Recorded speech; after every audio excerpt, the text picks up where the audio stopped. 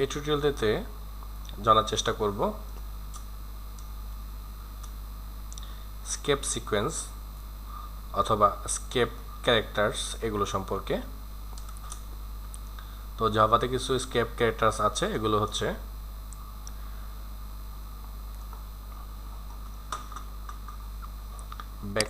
\t, insert a new tab, the text at this point, তার মানে এটা tab দেওয়ার জন্য আমরা স্কেপ \t এটা ব্যবহার করব।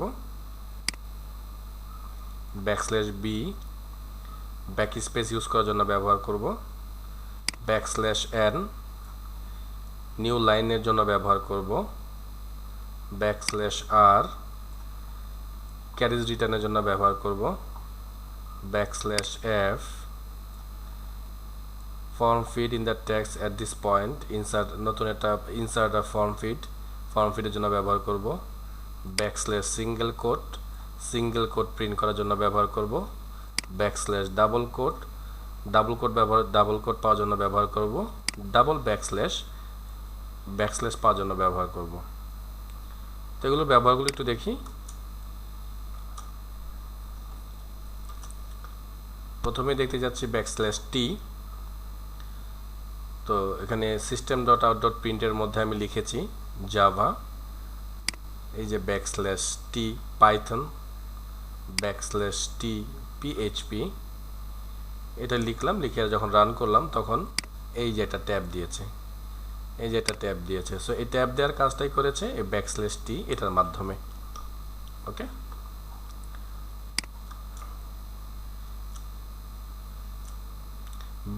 \b বলেছিলাম ব্যাক স্পেস দিয়ে দিবে অটোমেটিক একটা। তো এইখানে \b ইউজ করেছি, এইখানে \b ইউজ করেছি, এবং এখানে কিছু ফাঁকা জায়গাও আছে আমাদের। কিন্তু যখন আমরা এটাকে এক্সিকিউট করব তখন এই ফাঁকা জায়গাগুলোকে কেটে ফেলবে \b এর মাধ্যমে, যার কারণে আউটপুটটা এসেছে একসাথে। তার মানে আমি যে ফাঁকাগুলো দিয়েছিলাম সেই ফাঁকাগুলোকে অমিট করা হয়েছে এই \b এর মাধ্যমে।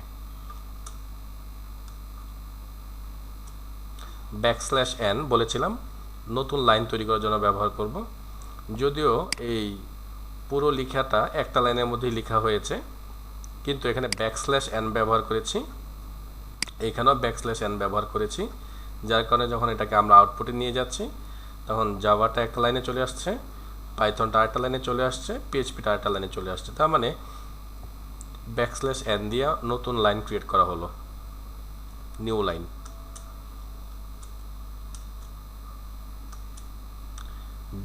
\সিঙ্গেল কোট, তো আমরা যদি এখানে সিঙ্গেল কোট দেই সরাসরি, তাহলে সেই সিঙ্গেল কোটটা প্রিন্ট করা সম্ভব হবে না, যার কারণে দিয়ে সিঙ্গেল কোট দিতে হবে, তাহলে এই সিঙ্গেল কোটটা প্রিন্টের মধ্যে আসবে। ঠিক এই জন্য এই সাইনটা দেওয়া হয়েছে। ঠিক আমরা যখন রান করছি এজন্য পাইথনের জন্য সিঙ্গেল কোটটা আমরা ব্যবহার করতে পারছি। অবশ্যই ব্যাকস্ল্যাশের পরেই চিহ্নটা দিতে হবে, আগে দেওয়া যাবে না, আগে দিলেই এরর ধরা পড়বে। তো যখন কোড করব তখন এটা সম্পর্কে একটু দেখবো আমরা।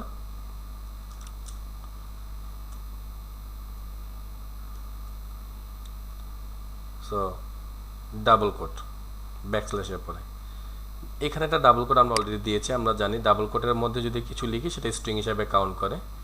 তাহলে যদি আমরা এখানে যদি আবার ডাবল কোট শুরু করি, তাহলে এখানে একটা ডাবল কোট দিয়ে শেষ করলাম, তার মানে মনে হচ্ছে কি একটা স্ট্রিংয়ের মধ্যে আরেকটা স্ট্রিং দিচ্ছি।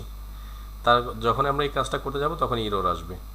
তো যদি আমরা পাইথন লেখাটাকে ডাবল কোটের মধ্যে অবশ্যই প্রিন্ট করতে চাই, তাহলে যেটা করতে হবে ব্যাকস্ল্যাশ দিতে হবে। ব্যাকস্ল্যাশ দিয়ে দেওয়া মানে হচ্ছে এটার পর যে ক্যারেক্টারটা আছে সেই ক্যারেক্টারটাকে স্পেশাল বা প্রোগ্রামের ক্যারেক্টার হিসাবে কাউন্ট করা হবে না, নর্মাল একটা ক্যারেক্টার হিসাবে কাউন্ট করবে। ঠিক এই জন্যই ব্যাকস্ল্যাশ আছে সবগুলো স্পেশাল বা স্কেপ ক্যারেক্টারের মধ্যেই। তো যখন আমরা ব্যাকস্ল্যাশ দিয়ে এটাকে রান করলাম, রান করার পরে এই লেখাটার মধ্যে ডাবল কোটে এসেছে। লেখাটা লাল হয়েছে কারণ আমি হাইলাইট করার জন্য রেড কালার করেছি। ব্যাকস্ল্যাশ দিলে কিন্তু লেখাটা রেড কালার হবে না। তো এই কাজগুলো আমরা প্রোগ্রামিং একটু করে দেখবো এখন। দেখি আরেকটা ক্যারেক্টার বাকি আছে আমাদের, ডাবল স্ল্যাশ। সো এই ডাবল স্ল্যাশ আমরা এটা যখন যে ফাইলের কোনো ডেস্টিনেশন দিব তখন এটা ব্যবহার করব, কিন্তু নর্মালি একটা স্ল্যাশ দিলে সেটা প্রিন্টে আসবে না। কজ আমরা বলেছি একটু আগেই যে একটা স্ল্যাশ দেই আমরা যেন তারপরে ক্যারেক্টারটাকে স্কিপ করে, স্পেশাল হিসাবে যেন কাউন্ট না করে। বাট একটা স্ল্যাশ দিলে এটাকে স্পেশাল হিসাবে কাউন্ট করবে, এই জন্য পরপর দুইটা স্ল্যাশ দেওয়া হয়েছে যেন এই পরের এটাকে স্পেশাল কাউন্ট না করে, তার মানে জেনারেল ক্যারেক্টার হিসাবে যেন প্রিন্ট করে দেয়। এই জন্য একটা স্ল্যাশ এখানে এসেছে, ঠিক এখানেও একটা স্ল্যাশ দিয়েছি, এই জন্য একটা স্ল্যাশ এখানে দেখাচ্ছে। সো স্কেপ ক্যারেক্টারগুলো আমাদের বিভিন্ন প্রয়োজনে বিভিন্ন সময় ব্যবহার করতে হয়। এই ক্যারেক্টারগুলো এখন আমরা কোডের মধ্যে দেখার চেষ্টা করছি। তো আমি কোড একটু লেখার চেষ্টা করছি। আমি একটা অ্যাসাউট লিখলাম, সরি ডাবল কোডটা আমরা রাখবো। সো লিখলাম জাভা, এখানে আমি ডাবল কোডের মধ্যে পাইথন লিখতে চাচ্ছি, অলরেডি ইরর দিয়ে দিয়েছে। বলেছিলাম যে যেহেতু ডাবল কোডের মধ্যে আমরা বুঝিয়ে থাকি যে এটা একটা স্ট্রিং, সো স্ট্রিংয়ের মধ্যে যদি আমরা ডাবল সাইন ব্যবহার করি সেক্ষেত্রে ইরর আসবে এই জায়গাটার মধ্যে। তো এই ইরর থেকে বাঁচার জন্য আমরা যেটা করব, এখানে আমরা ব্যাকস্ল্যাশ ইউজ করব। এখানে যদি ব্যাকস্ল্যাশ দিই ইরর সলভ। ওকে, এবার পিএইচপি লিখি, এগুলো ইররটা কিন্তু নাই। ওকে, সো রান করছি আমি, ডাবল কোডটা কিন্তু ঠিকই চলে এসেছে। ওকে, তো সিঙ্গেল কোডের বেলায় একই অবস্থা। যদি সিঙ্গেল কোডটা আমরা এইভাবে দিতে চাই, সো এখানে ইরর দেখাচ্ছে না, মাঝে সাঝে ইরর আসার একটা চান্স থাকে। সো যদি ইরর আসে সেক্ষেত্রে অবশ্যই ব্যাকস্ল্যাশ ইউজ করব যেন ইরর ফ্রি থাকে আমাদের প্রোগ্রামটা। ওকে, আচ্ছা, সো যেটা বলেছিলাম একটা ব্যাকস্ল্যাশ যদি আমরা প্রিন্ট করতে চাই সেক্ষেত্রে কিন্তু ইরর দিচ্ছে। ওকে, সো ব্যাকস্ল্যাশ যদি আমাদের এখানে দরকারই হয় তাহলে আমরা দুইটা দিব। এখানেও যে আমরা দুইটা দিলাম, এটাকে আমরা কাছে নিয়ে আসলাম, এটাকেও কাছে নিয়ে আসলাম। এবার যদি রান করি তাহলে একটা ব্যাকস্ল্যাশ প্রিন্ট হবে, একটা কিন্তু হাইড হয়ে যাচ্ছে। বিকজ একটা হাইড হচ্ছে এই কারণেই বলেছি এটাকে অমিট করানো হয়, যেন এটা যেন একটা জেনারেল ক্যারেক্টার হিসাবে কাউন্ট করা হয়। ওকে, সো অ্যাজ লাইক ব্যাকস্ল্যাশ দিয়ে টি, ব্যাকস্ল্যাশ দিয়ে টি, তার মানে ট্যাব তৈরি করবে। রান করছি, সো ট্যাব তৈরি হয়ে গিয়েছে। ওকে, তো দেখতে পেলাম আমরা স্কেপ ক্যারেক্টারগুলো কীভাবে ব্যবহার করতে হয় প্রোগ্রামে। এই টিউটোরিয়ালটা এই পর্যন্তই থাকবে।